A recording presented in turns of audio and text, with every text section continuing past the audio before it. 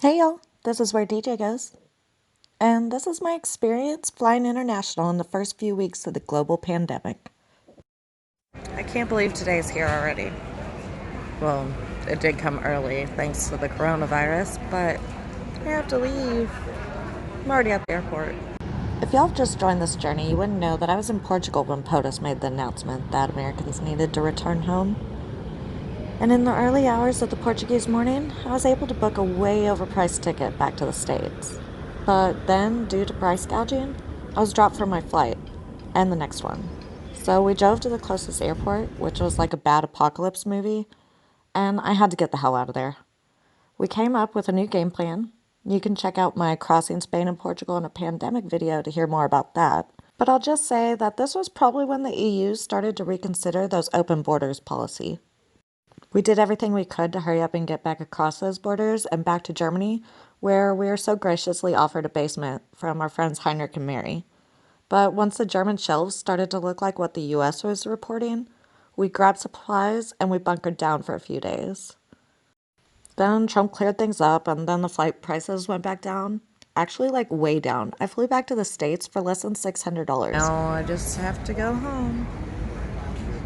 Just put me on a plane, send me back. I'll be back in tears. Don't want to look sick and then they think that I'm patient zero. It was so weird saying bye to Bob. I can't believe he's staying. I can't believe he's not coming back with me. I am going to have to fly international and go through CDC screening and who knows what else waits for me in America. By myself. That's good for the anxiety. Really, let's just hope that I even make it back. Because I might have a damn heart attack before I even get there. Record-breaking high right now. Wish me luck. It was going to be just about 9.5 hours till I was back stateside, so I took in my last glimpses of Germany and took off on the second longest flight I've taken yet, after only my flight from Las Vegas to Frankfurt.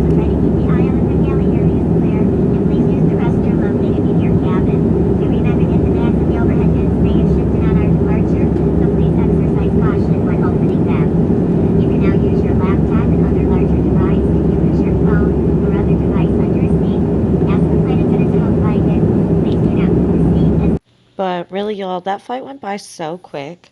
I absolutely love flying on cloudy days. Being above the clouds is my favorite place to travel.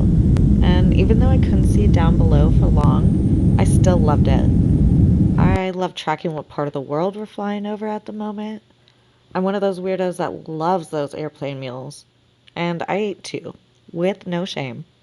I also watched two movies and took two naps because I had the entire row of seats to myself. Then, in what seemed like no time at all, after all that worrying I'd done, I was setting my eyes on the US. And TBH, Chicago had never looked so beautiful. I've made it back to America. I'm in Chicago, Starbucks, and a $5 bag of hot Cheetos and a deep dish pizza. Because if y'all saw my video on gaining 3 inches in the EU, you know it wasn't from their pizza. Ugh, what a joke. So, security was absolutely no joke today. We landed in Chicago and they made like 5 rows of us stay on the plane. And of course, I was in one of those rows. And I fill out extra paperwork.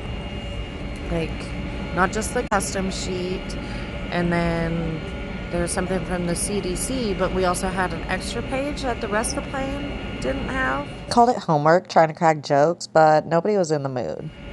And I couldn't really figure out why until we were getting off, and the couple that I had been talking to that had been in Spain for their birthdays and got quarantined, got held back, and they are being sent off to quarantine. Yikes. So I wished my new friends luck. Getting off the plane just immediately was terrifying. You walk off the plane and there's a guy in a full suit waiting to take your paperwork that you're telling them where all you've been. And then the next two people that you see are doctors with the full face shield face masks. And the next two people that you see are cops. So yeah, that was a little intimidating. But I guess I got all the answers right on my homework and they let me through. And then you go through customs, which is a pain. Anyway, customs is never fun.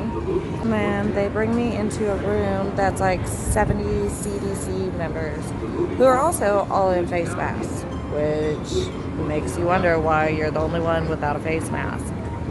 Now here we are, almost coming up on a year later.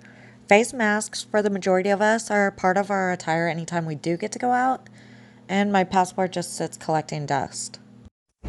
Well, I made it home. Well, not home, but Chicago, America, to start.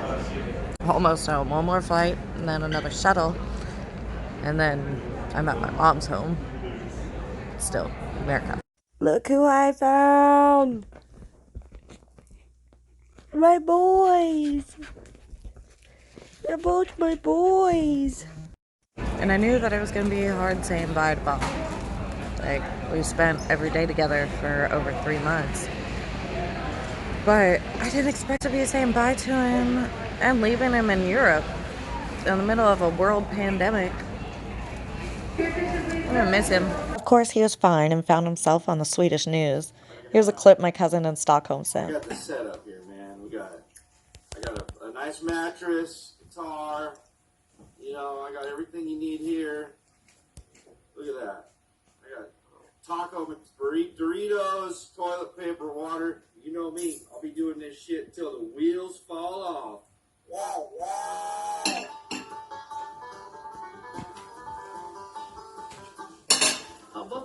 Thanks for watching, y'all. Make sure to hit that like button and don't forget to subscribe to see where DJ goes. Because, y'all, I bought a bus.